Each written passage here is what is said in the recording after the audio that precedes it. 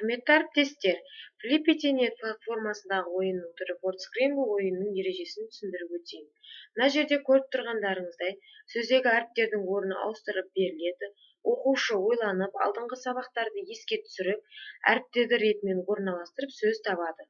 Ал ең қызығы, ұяшықтағы сандармен белгіленген. Астыңдағы ұяшықтармен сәйкестендірсе сөйлем шығады. Яғни бұл сөйлем сіздің тақырыбыңыз немесе сабағыңыздың кілті болуы мүмкін. Бұл нәрсе оқушыларға өте қызықты.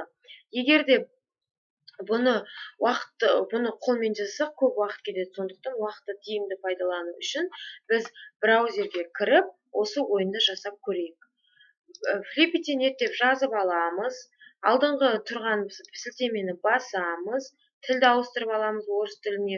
Бұл жерде 20 шақты ойын түрлері көрсетілген. Бізге керегі WordScramble.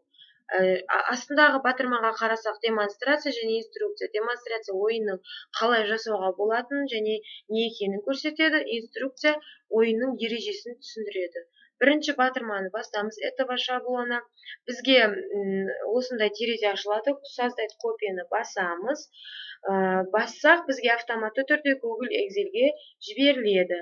Бізге ағылшынша терминдер көрсетілген, бізге өзіміздің сабағымызға қажетті терминдерді жазып алу үшін бұны біз белгілеп, өшіріп тастап, өзімізге қажетті терминді жазуымызға болады.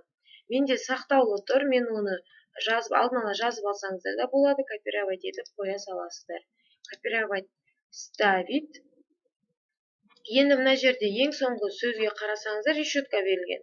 Бұл біздің жаңағы сабағымыздың тақырыбы, міндетті түрде бұл решетка жазылу керек. Енді біз бұны сақтап алу үшін файл, поделиться, опубликовать интернеттен. Тағы жасыл болып шығады, оны басамыз. Окей, бізге ссылка беріледі. Бұл ссылканы басып, басқа вкладкаға саламыз.